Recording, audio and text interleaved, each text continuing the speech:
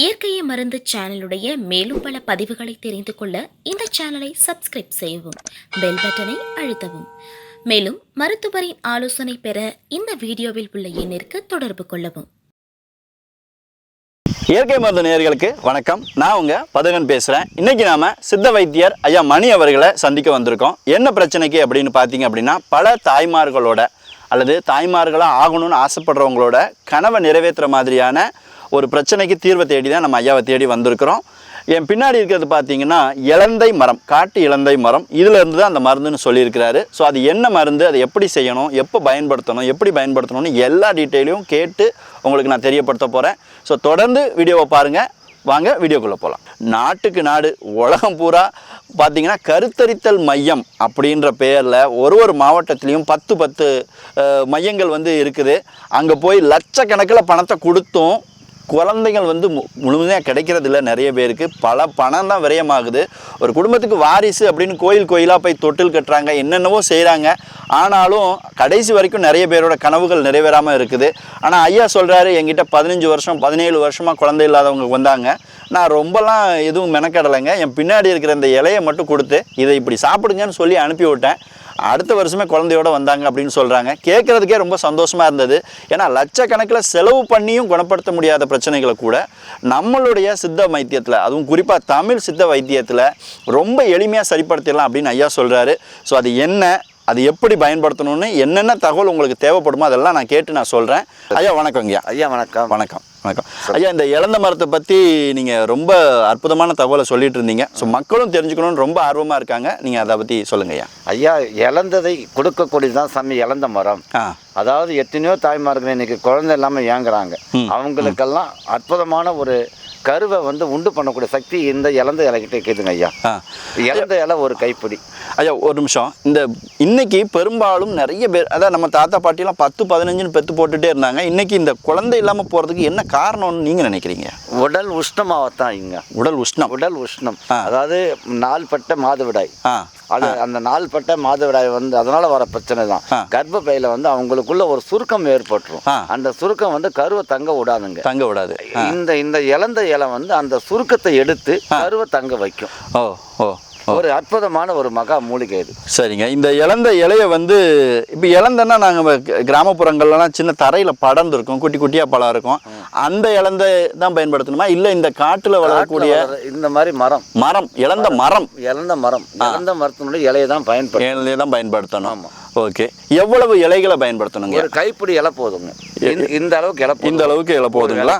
ஒரு கைப்பிடி அளவு இலை இந்த அளவுக்கு போதும். இதில் 4 பூண்டு பல்லு, 4 பூண்டு பல்லு, 6 மிளகு. இதை அம்மியில் தான் அரைக்கணும். எக்கார்ந்த கொண்டு மிக்சியில் அரைக்கக்கூடாது. அம்மியில தான் அரைக்கணும். ஓகே. இல்லைன்னா கல்வம் இருந்தால் கல்வத்தில் அரைச்சிக்கலாம். கல்வம் நிறைய வீடுகளில் இருக்க வாய்ப்பு இல்லைங்க. அம்மி கண்டிப்பாக இருக்கும். அம்மியில் அரைச்சிட்டு இதை ஒரு உருண்டை அளவுக்கு காலையில் நாள் மாதவிடாயான அன்னிலிருந்து 5 நாள் தொடர்ந்து கொடுத்தா அடுத்த மாதமே ஒரு நாளும் இது மாதிரி ஒரு கைப்பிடி அளவு தேவைப்படும். இந்த அளவுக்கு அதே மாதிரி இந்த ஃப்ரெஷ்ஷான இலையை தான் பயன்படுத்தணும். அன்னைக்கு பறிச்சு தான் பயன்படுத்தணும். இது மட்டும் பறிக்காம பயன்படுத்தக்கூடாதுங்க. அப்பதான் அதனுடைய வீரியத்தன்மை கரெக்டா வேலை செய்யும். நம்ம இது சூரணமா கொடுத்தா வேலை செய்யாது. இது அன்னைக்கு தேவையான இலையை பறிச்சு இதே மாதிரி அம்மியில அரைச்சி காலையில வெறும் வயிற்றுல இவங்க அதை சாப்பிட்டு வரணும். 5 நாள் தொடர்ந்து சாப்பிடும். என்னைக்கு மாதவிடாய் ஆகுதோ அன்னைக்கு காலையில வெறும் வயிற்றுல இதை ரெடி பண்ணி அந்த நேரத்திலே சாப்பிட்றணும். ஆமா. சரிங்க. 5 நாள் சாப்பிட்டா போதுங்க.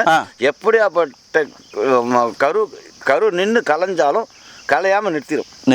சில பேர் கரு நிற்கும், கலைஞ்சிரும். அதுவே இது கரெக்டாக ஸ்டாப் பண்ணி அந்த கர்ப்பப்பை தேவையான பலத்தை கொடுத்துருங்க. இது இப்போ இது சாப்பிடும்போது பத்தியம் ஏதாவது இருக்குதுங்களா? பத்தியம் அசைவம் சாப்பிடக்கூடாதுங்க. அசைவம் சாப்பிடக்கூடாது. வாயு தரக்கூடிய பொருட்கள் அவங்க சாப்பிடக்கூடாது. வாயு தரக்கூடிய பொருட்கள்னா என்ன மாதிரி? உருளைக்கிழங்கு, வாழைக்காய் இந்த மாதிரி சாப்பிடலாம். அதே மாதிரி உடம்புக்கு சூடான பொருள், இந்த கருவாடு, இந்த மாதிரி இந்த உடம்பை உஷ்ணப்படுத்துற மாதிரி உணவுகளை எடுத்துக்கலாம். காரமும் அதிகம் எடுக்கக்கூடாது. காரம் நார்மல் நீர் சத்து தரக்கூடிய பொருட்கள் எடுத்துக்கலாம். நீர் சத்து தரக்கூடிய பொருட்கள்னு சொன்னீங்கன்னா இந்த வெள்ளரிக்காய், சுரைக்காய், புடலங்காய், முள்ளங்கி இதெல்லாம் அருமையாக சாப்பிடலாம். இப்போ இது 5 நாள் மட்டும்தான் எடுக்கணும். அவ்வளோதான். அதுக்கப்புறம் எடுக்கவே வேண்டாம். நல்லாயிடும் ஐயா. அதுலேயே சரியாயிரும். இப்போ மாதவிடாயில் அன்னைக்கே எடுக்க ஆரம்பிச்சாங்க. 5 நாள் தொடர்ந்து சாப்பிட்டாங்க. இப்போ அவங்க வீட்டோட இருக்கவங்க கூட சேர்றது எப்போங்க? இந்த 7ஆம் நாள்லேருந்து சேர ஆரம்பிக்கலாம். 7வது நாள்லேருந்து சேர ஆரம்பிக்கலாம். கன்ஃபார்ம் கன்ஃபார்மாக சேர ஆரம்பிக்கலாம். ஸோ அதுபடி செஞ்சாங்கனாலே போதும் அப்படின்னு சொல்கிறீங்க? கண்டிப்பாக போதுங்க. இந்த 5 நாளில் அவங்க எத்தனை வருஷம் இருந்தாலும் கண்டிப்பாக இந்த 30 நாளுக்குள்ளே அவங்க ரிசல்ட். சில பெண்கள்லாம் 40 42 மாதவிடாய் நிற்க போகுதுன்ற மாதிரிலாம் சொல்கிறாங்க. அவங்க கூட முயற்சி பண்ணி பார்க்கலாங்களா? கண்டிப்பாக ஐயா, எல்லாருமே சாப்பிட்லாம். இது தாராளமாக எல்லாருமே சாப்பிடக்கூடிய ஒரு பொருள் தான் இது. ஸோ மக்களே உங்களுக்கு தெளிவாக புரிஞ்சிருக்கும்னு நினைக்கிறேன். ஐயாவோட உச்சரிப்பு உங்களுக்கு புரியலைன்னா நான் மீண்டும் ஒரு முறை இதை பற்றி நான் விவரத்தை சொல்கிறேன். ஐயா கொஞ்சம் இதை கொடுங்க.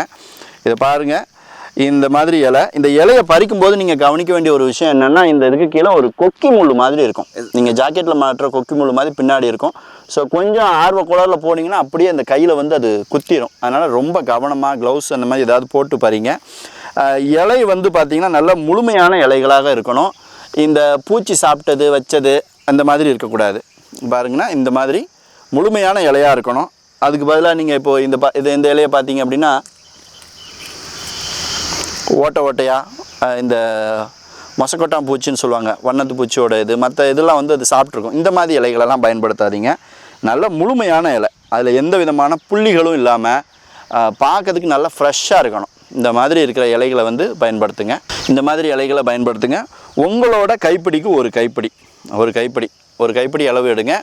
4 பூண்டு பல், சரிங்களா? தோல் உரிச்ச 4 பூண்டு பல். மிளகு எத்தனை சொன்னீங்க ஐயா? 6 மிளகு. 6 மிளகு. 4 பூண்டு பல், 6 மிளகு, 3ஐயும் ஒன்றா வச்சு உங்கள் வீட்டு அம்மியை முதல்ல நல்லா க்ளீன் பண்ணிக்கோங்க. ஏற்கனவே மசாலா அரைச்சதாக இருந்தால் கொஞ்சம் நல்லா சுத்தப்படுத்திட்டு அதில் வச்சு நல்லா மையாக அரைச்சி ஒரு உருண்டை மாதிரி ரெடி பண்ணுங்கள். ரெடி பண்ணி காலையில் வெறும் வயிற்றில் அதை வாயில் போட்டு தண்ணி குடிச்சிருங்க. அவ்வளோதான். இதை தொடர்ந்து 5 நாள், அதாவது உங்களுக்கு மாதவிடாய் என்னைக்கு ரத்தம் படுதோ அன்னையில் இருந்து அன்னைக்கு அதுக்கு அடுத்த நாள் அப்படியே 5 நாள் தொடர்ந்து சாப்பிடுங்க.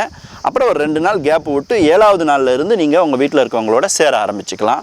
இதை எடுக்கும்போதும் சரி, குழந்தை தரிக்கணுன்றது வரைக்கும் நீங்கள் அசைவ உணவுகளை சாப்பிடாதீங்க. உடலை உஷ்ணமாக்கக்கூடிய உணவுகளை சாப்பிடாதீங்க.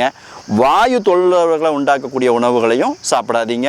முடிஞ்ச வரைக்கும் இந்த கடைப்பண்டம், கடையில் விற்கிற எண்ணெயில் பொரித்த பலகாரங்கள் இதெல்லாம் விட்டுட்டு முடிஞ்ச வரைக்கும் ஆரோக்கியமான உணவுகளை வந்து எடுத்துகிட்டு வந்தீங்க அப்படின்னா உங்களோட மலட்டுத்தன்மை நீங்கி உங்களுக்கு மீண்டும் கரு உருவாகிறதுக்கும் குழந்தை தங்குறதுக்குமான வாய்ப்புகள் அதிகரிக்கும் அப்படின்னு ஐயா சொல்கிறாங்க.